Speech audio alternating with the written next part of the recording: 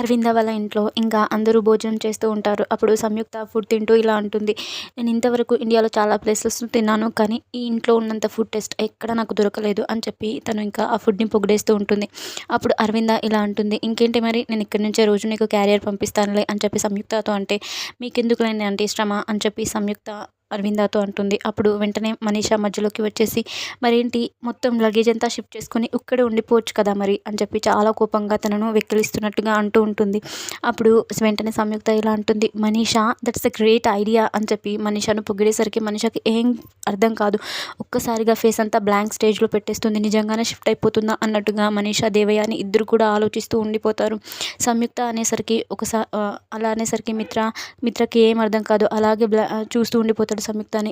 అప్పుడు వెంటనే అరవింద వాళ్ళ హస్బెండ్ ఇలా అంటాడు, అవును నిజంగా ఎంచక్కా ఇక్కడే ఉండిపోవచ్చు కదా అని చెప్పి అంటూ ఉంటే సంయుక్త ఏమనకుండా నవ్వుతూ అలానే చూస్తూ ఉండిపోతుంది.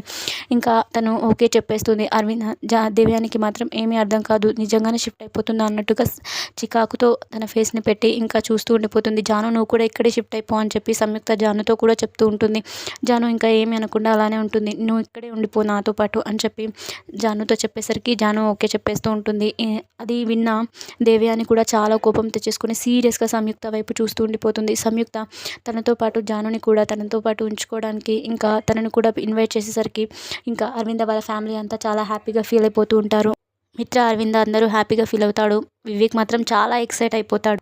Please do like and subscribe for more videos for this channel.